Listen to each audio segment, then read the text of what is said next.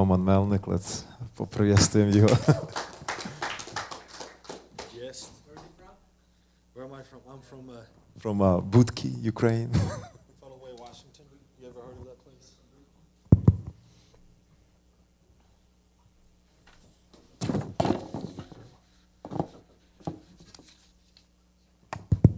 Praise the Lord. How you guys feeling today? Are you guys feeling in love? I heard some people say that Valentine's Day is depressing. Is it, Michael? No? Okay. Like it or not, we have to think about love this weekend. Because any station you turn on, they'll remind you. Not necessarily that people are so about love, it's just it's a good time for sales and advertising stuff. So they will remind you that it's Valentine's Day. You're going to go to the store. They will remind you it's Valentine's Day. Everything's going to be in decorations, especially if you get to the candy aisle, which I happened to accidentally get there with my daughter on Sunday night, and it was hard getting out of there without getting anything. Everything's attractive, but everything makes us think about love. Maybe we wouldn't think about love if we would have nothing to do with it. But the thing is, every single one of us, we have something inside of us that says, yes, you want it. There's something inside of us that says, you want to love and you want to be loved. There's that feeling of romance that is inside of us. And guess what? You will never get rid of it. You know why? Because you come with it. God created it. He created you and me with the feeling of love, to be loved and to love somebody. This is the way God created us, and this is the way it's going to be. You can't change anything about it. And I just think about myself. I can trace this down way into childhood. This feeling of love. I mean, I can go back, I could trace this back to first grade. And you, even back then, you already kind of, you knew which girl was the cutest in class, and that's the ones you're supposed to talk to. And I remember me and my cousin, we made sure all the other kids don't talk to them. But the feeling of love, it comes very early. And then you come in your childhood into that stage where you're supposed to just love the girl. You can't talk to her. You're only supposed to love her. That's the way it is. And unfortunately, this is the situation some Christian people are in relationship to God. They don't show love to Him in any way. Not in words. They don't tell Him that. Not in actions. But they say we love. They're Christians. Supposedly they love God. This is a bad stage. This is a very childhood stage, or I don't know. Anyways, but there's that feeling of love that we get from very childhood. And we never lose it. As we grow, it grows. The love feeling. As we mature, the love feeling matures inside of us. And whether we like it or not, we're going to have to deal with it. We're going to have to, in some way, deal with it because this is part of us. It's inside of us. And it's permanently installed in us by God. And it's good. Love is a good thing. It's all good thing. But with sin being involved in our flesh and love being part of our body, sometimes and devil invested a lot into twisting and ruining everything about love for people. You know why? You know why devil is so after twisting love and twisting everything about love and ruining families? You know why devil is all about wars and everything but to avoid love? Because he cannot love and he cannot be loved. Has nothing to do with him, and he hates it. And he hates it. And that's why he tries whatever he can do to twist it and ruin it. Love is a great thing, right? But if you really look into it, there's a lot of deaths. A lot of people died because of love, because of romance. Yeah. I don't know, it was many years ago, I visited Ukraine, and I happened to watch a documentary on tragically ending romance. There's people that died because of romance. I remember one story they said is that one guy was so deeply in love with the girl, and eventually she just broke up with the guy, and he wanted to get her back so bad. And remember, the devil is always there to twist things. What he decided to do was pretend he's going to hang himself, and he decided to do it in. He did not want it to hang himself, but he wanted to pretend so that she would think he loves her so much and that he has no life without her. So he decided to do it in, like, right on the front porch so that his parents could see it and that they could run and save him, and then spread the rumor that he has no love without her and he was ready to hang himself without her. Unfortunately, with devil being involved with this idea, his parents did not make it to save him, and he died. And there's a lot of different stories that they showed in the documentary how people die of romance. Why? Because the devil is twisting all these things, and he's leading people into lust. He's leading people in something, because sin exists in this world, and when people give access for devil, he ruins the best of it, the best of what we have. Devil ruins it and eventually leads it to death. Who created the feeling of love in us? God did. He gave it to us. God created us with feeling of love. Who can answer that demand in us the best? Who can do it the best? The one who created it. The one who created, the one who engineered it. If you guys know, there's two main brands that build airplane, Boeing and Airbus. And if you work on Airbus, you don't call Boeing engineers to find anything about how to fix Airbus, because it's completely European and American airplanes. This is different. When you have a demand for love in your heart, the one you need to consult, the one you need to work with, the one you need to be who could satisfy the demand is the one who engineered it, the one who designed it, the one who gave purpose. See, God gave us hands and He gave purpose so we can use them for our needs, but He gave us love and He gave purpose with it. And nobody can satisfy the demand better than the one who created it. So that's why I want to turn our attention tonight. And that's what our topic is finding the true lover, who is Jesus.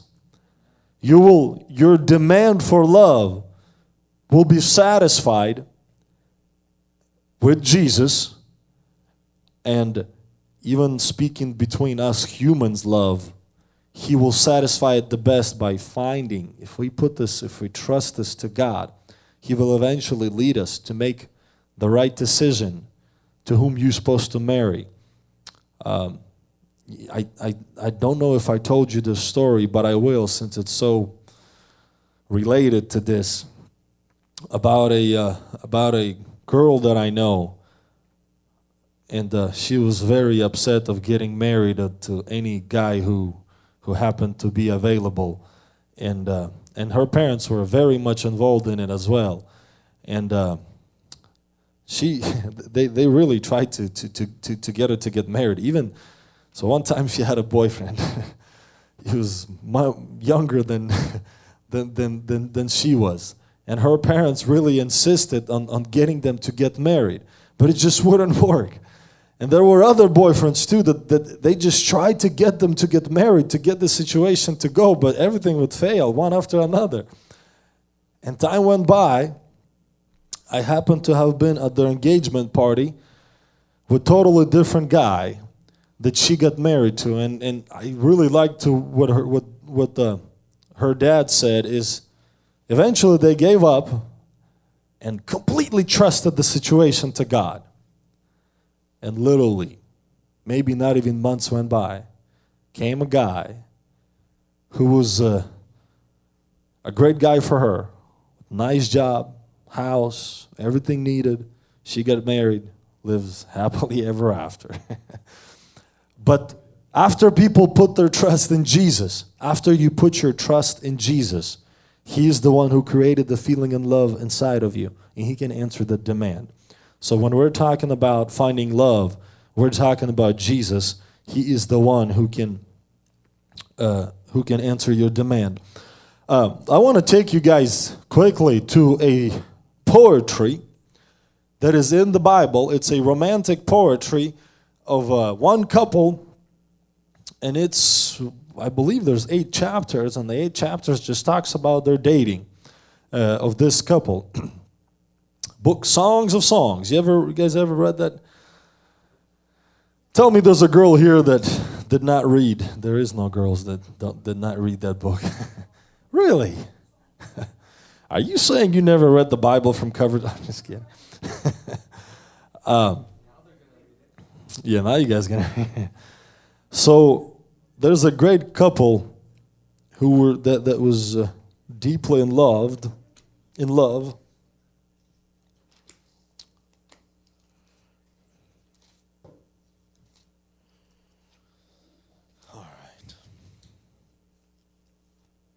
Their relationship in this book starts with them talking about each other. Talking about how much they admire each other, how much they love each other, how great is one and the other. You guys, isn't this as familiar to a relationship kind of maybe in teenage years as when there's a cute guy and you just talk about him all the time? No, that's not what I meant. What we really talk about when we like a guy is how always he goes to church, how he wants to preach, how he reads Bible all the time, he plays piano, whatever, he's involved in church, right? This is the things we talk about, when we find cute guys, right? Or girls, right? You guys with me?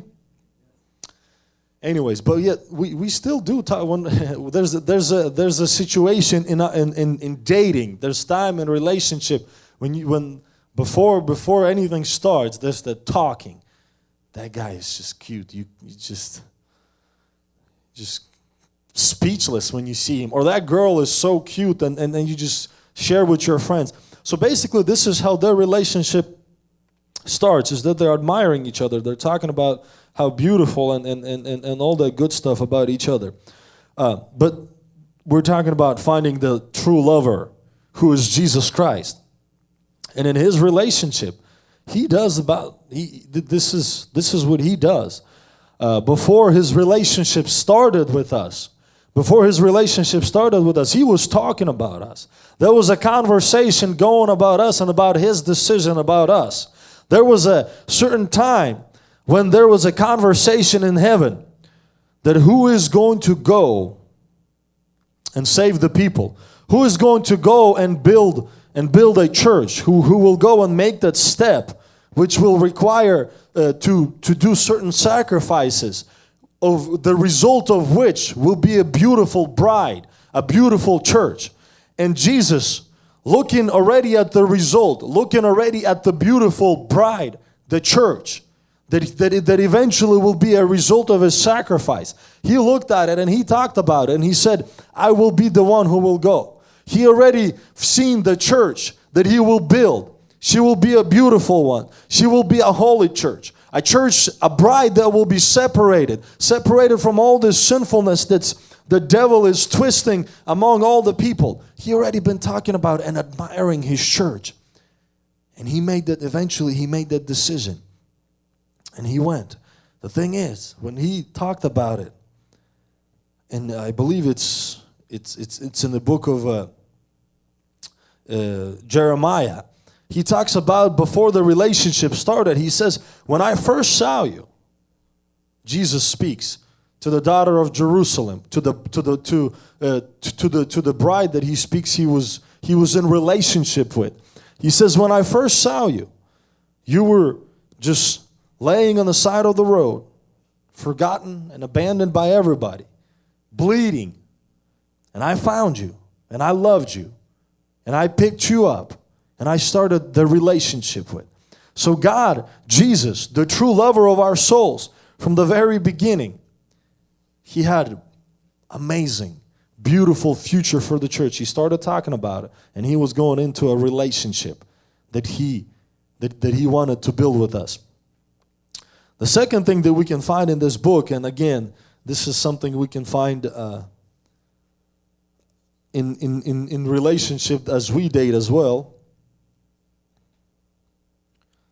Chapter 1, verses 5 and 6. She is admitting her situation that she is in. And let me read this. Dark am I, yet lovely, daughters of Jerusalem. Do not stare at me because I am dark, because I am darkened by the sun. My mother's sons were angry with me and made me take care of their vineyards. My own vineyard I'd had to neglect. She admits, see, this is in no way anything involved with any racism or anything. But at that time, she is comparing this girl. She is comparing herself to the daughters of Jerusalem, and she says, "Don't look at me because I'm dark in skin." In other words, she is her appearance. She is showing it as she's humbling herself, admitting that she is not perfect as those. She don't look at me just because my life situation is the way it is, and. Sometimes it is that way when girls or maybe even guys do that too. When they want that attention, when they want to hear those words, "Oh, no, you look beautiful." They say, "Oh, my hair looks so horrible today. It's a bad hair day. I couldn't spike it up." I'm talking about guys. "I couldn't spike up my hair today," or anything else. And the purpose is to hear the words back. No, your hair, Andre, your hair looks really good. And yet, in relationship to each other, or to hear those beautiful, or to hear those words, "No, you look handsome, you look good," or to hear those words, "Your hair actually looks beautiful, you look beautiful," we are willing to humble ourselves and say those words and put ourselves down when it just comes to relationships, dating, here. But there's greater. When it comes to Jesus, this is exactly what it requires in order for us to build a great relationships. We must admit the situation we are in. We must admit that we are sinful people. We must admit that what we are, we need to humble ourselves and say, "Hey, we are not worthy. We are not worthy to the groom. We are not worthy to Jesus Christ." And we must humble ourselves. And this is I believe this is especially important for Christian people that are children that are in Christian families. For some reason, we tend to think that if we grow up in Christian families, all right, we just kind of go on in Christian. It's not. We have to understand, stop at a certain time, and we have to understand that we are dark. We have to understand that the situation we are in, we are sinful people. We have trouble, and we completely need Jesus Christ. We're not better than anybody because we're in Christian family or anything like that. The true lover, Jesus, in order to build a relationship of love with Him, we must understand that fact as we are growing up, that we need Jesus. Our habits are horrible. Our character is it's very bad. And we need Jesus in order to come into our life, in order to build a relationship, for us to change, for us to become better. So she admits these words, that she understands her situation. She puts her down in front of others, in front of other girls. But he says, "How beautiful you are, my darling." He looks at the girl that admitted her situation, but he loved her. And he looked at her and he says, "You are beautiful." God, Jesus, the true lover of your soul. You guys taking notes over there? The true lover of your soul, when He builds a relationship with you and you admit that, you admit who you are, you admit that you are not worthy of Him, and you start a relationship, He looks at you and He says, "No, you are holy." He says, "No, you are righteous." Because we receive His holiness. First, we admit that we are completely sinful people. There is no holiness or no righteousness involved with us whatsoever. This girl, she is admitting that there's nothing She is dark, and compared to other, there's nothing good about her. But he says, but he says, her lover, you are beautiful, my darling. That's what God, that's the relationship He wants to build with us. We admit, we understand that we are horrible and there is absolutely nothing good. But when He builds a relationship with you, He looks at you and He says, you are righteous. You are holy. This is the future with you and me. That was the future of that girl with him, as being, regardless what she thought of herself, regardless what truly who she really was. With him, she was beautiful, darling, and there was nobody like she was. There's nothing worse. But with Him, we are righteous. With Him, we are holy. With Him, we are good people when we build a relationship with Him. Another thing that happens in the relationship, and of course it happens in dating as well, is that there's misunderstanding and breakups, and it's usually for just for misunderstanding. You know, did not understand each other, they try to get the point across, and this is especially happening in younger age. People don't let the emotions go too quickly. Oh, and then there goes a breakup. We let little things get in between, and that's what usually people that are dating at age of 16, 14, they break up for the most dumb reasons. I don't know. And they get together. Okay, that's a good point. That's a good point. So what happened is in chapter 5 of this book is that her beloved came knocking on her door, trying to spend some time with her, but she was too lazy because she was already in bed. And by the time she finally convinced herself to get up and open the door, he was gone. He was gone. He was not there anymore. And in our relationship with Jesus, the true lover of your soul, who can satisfy the demand of love in our hearts, this is something we, as Christian people, unfortunately sometimes let in when we already even in relationship with Jesus. We lose it sometimes because He loves us and He wants to spend time with us. But so often we're busy with this, we're busy with that, we're busy with different things, and in other words, we reject Him when He's there to spend time with us. And then we eventually get on our knees and He's just not there. At the end of the day, we prioritized everything over Him. We prioritized everything we could. And we stand up on our knees and we just don't feel God there. His presence for some reason is not there. We are knocking. He was knocking all day long. He was knocking for such a long time. Hey, I want to spend time with you. But we were busy. We prioritized other things. And then finally, eventually, He's not there. And what's great about Him is that He's always willing. He always wants to. He always wants to spend time with us. And when we finally make the decision to spend time with Him, when she finally made the decision, hey, this is the one you love. This is the one that calls you beautiful. Only with Him you're beautiful. Only with Him you're darling, because she knew who she was in chapter 1. And only with Him she's beautiful and darling. And she understood that, and she got up and she started looking for Him. And she started finding Him. And she eventually did find Him. And this is exactly what I want to lead us to tonight. Is regardless if you've started your relationship with the true lover of your soul or not, we need to find Him. You need to find Him. Whether you've started and maybe you lost it because you rejected Him of all those calls that He had to you, but we need to find that garden that she found Him in. We need to find Him and spend time with Him. As she was running and looking for Him, the guards were asking her questions. The guards of the city, as she was running around the city and looking for Him, they asked her a question. Why are you looking for Him? What's so special about Him? How is He different than anybody else? You know, when Jesus Christ came here, when he made a decision and He came here to build a relationship with church, with His bride, the guards of this world, this is exactly what they try to tell people. They try to break people away from Him and saying there's nothing about Him.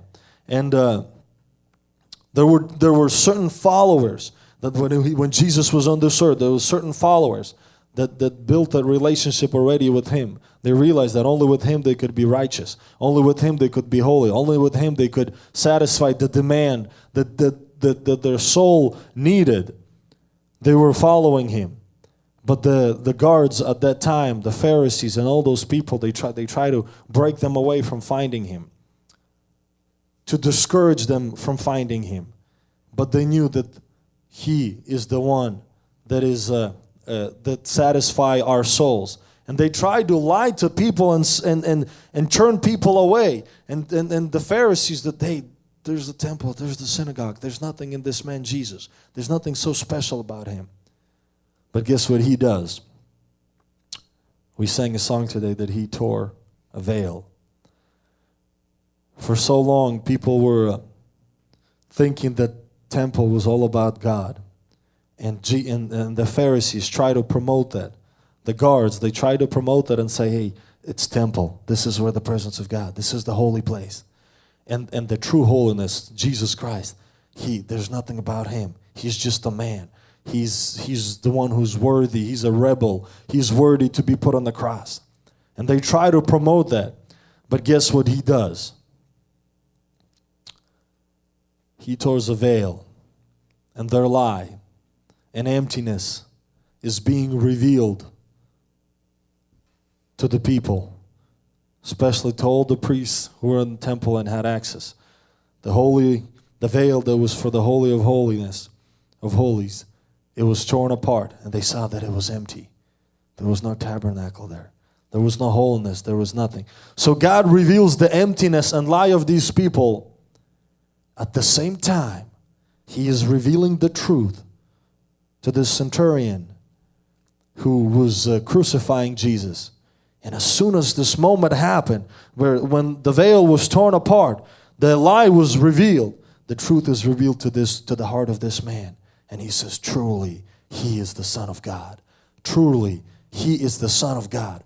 This is, the guards of this world are trying to promote the lie throughout these days, that there's nothing special in Jesus. How is He different? How is Christianity better than any other religion? How is it different?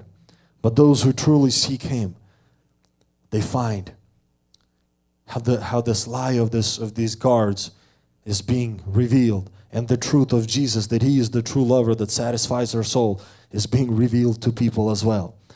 Our goal today is to find the true lover of our souls, is to make it to the garden. This beautiful bride, according to Him, she was beautiful. She made it to the garden and she found Him. And they rejoiced spending time together. We're going to go to the prayer right now. I don't know if you've ever been in the garden. I don't know if you've ever been in a relationship with Jesus.